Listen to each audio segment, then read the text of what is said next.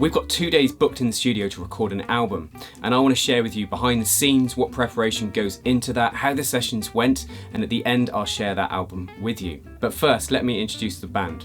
We are Swing from Paris, comprising of violin, electric guitar, acoustic Selma style guitar, and double bass. Now, we perform music predominantly taken from the 1930s and 40s, with our big influences being Django Reinhardt, Stefan Grappelli, alongside others such as George Barnes, Charlie Christian, and the great swing bands of that era. Now, I'm sure every band has their own quirks and ways of working when it comes to deciding what to record. It all starts with one of us suggesting a song, we give it a go in a rehearsal, and if we all like it enough, we work on an arrangement, often starting this by doing lots of listening to versions and thinking about how we can put our own stamp on an old song.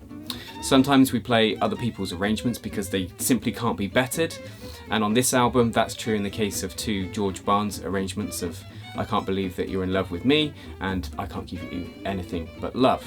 But for the others, we work very hard on strong intros and outros and ways to create interplay between instruments that really help tell the story of the song in question. Now, at some point we have to decide on a track listing from the songs we've been rehearsing, and we come up with the following.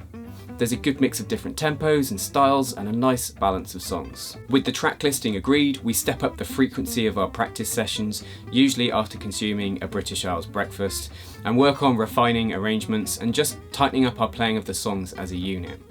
The more we ease into the song, the more we focus on details such as dynamics and opportunities for further amendments to the arrangements. Gigs also provide us with an opportunity to help these songs become more familiar to us and to bed in and get them tighter, ready for recording.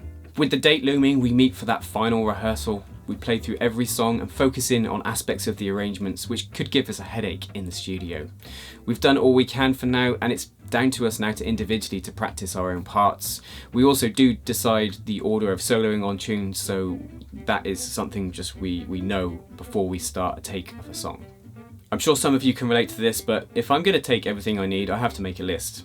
So I get everything ready to go, check it off my list.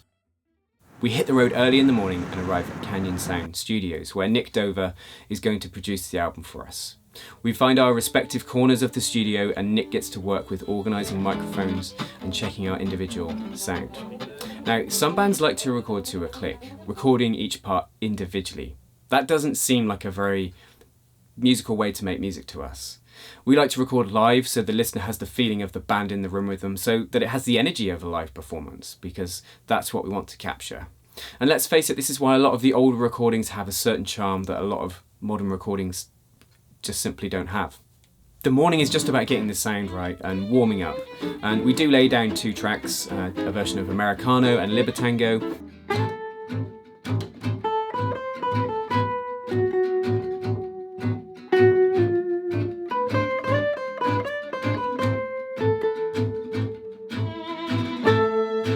They're sounding okay, a little wooden, they don't feel as good as they could.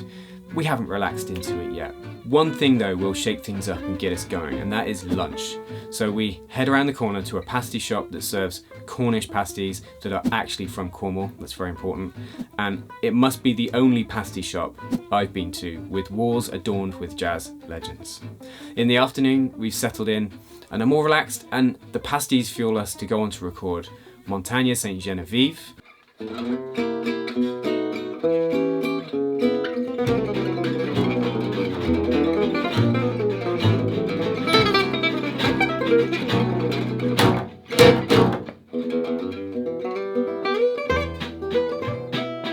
just need to rest my left arm. Yeah, you've just played every arpeggio. In the world. Yeah, in the world. all the things you are.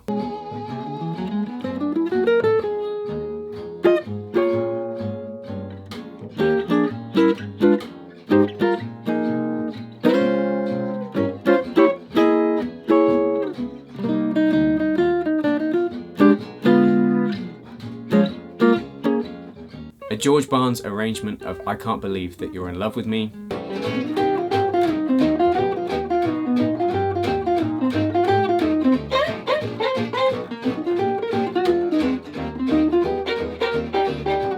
The Charlie Christian classic 7-11.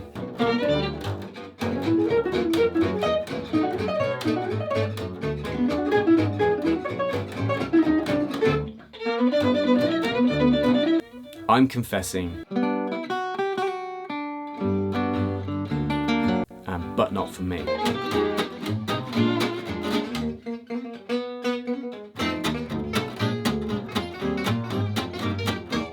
I'm really pleased I've taken the vintage 47 amp on the George Barnes tunes and the Charlie Christian one. It really helps get that sort of 1930s electric guitar sound. At the end of the afternoon, we're a lot happier than we were just before lunch. It's been a productive day, the playing has been fun, but there's been those usual bloopers. Oh. Done it again. Do you want another coffee?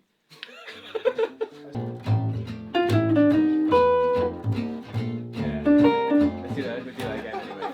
Because we cut that. I wasn't happy with something earlier anyway. That's alright, I did a weird chorus. Yeah. Oh well.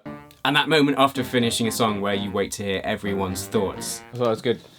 I made a mistake. Oh, really? It's my mistake. I'd say that was again. Post-recording, we head to the hotel only to head straight back out for food and end up making a night of it. My friend Johnny, who plays trumpet in another band that I play in, is happening to just play in a pub just around the corner, so we head off to that gig.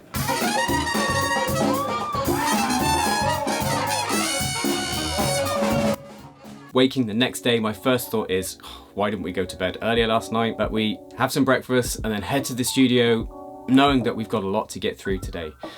We've left some of the tougher songs for today, and we also have a gig at Jazz Festival to head off to this evening. So it's going to be a busy and tiring day. Despite the tiredness, we set to work with As Long As I Live.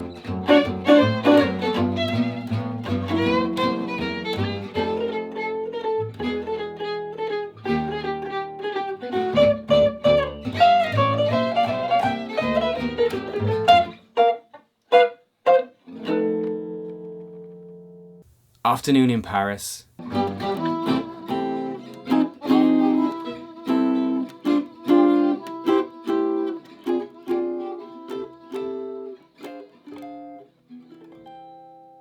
Avalon.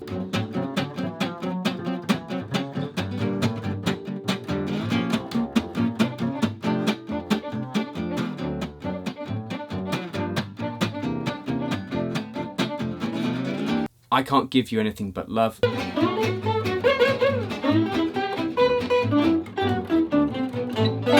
And the epic that is Django.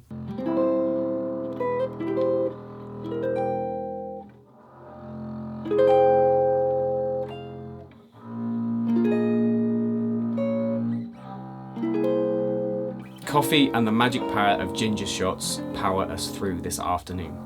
By this point, we've got a take of everything we want on the album, so we spend some time just listening back to check for any glaring issues.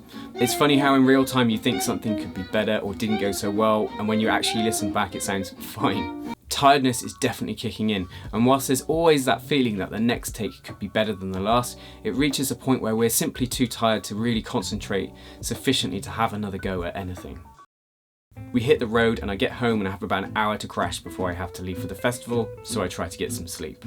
Now, we arrive at the Cheltenham Jazz Festival, and one thing for sure is that after the last 2 days we are tight and these tunes are playing themselves almost. The set flies by and we get a great reception. And it's now finally time to relax, although we do have a gig the next day too. In the coming weeks, Nick sends over some rough mixes so we can make a few decisions about the overall balances and for one tune, which take to use.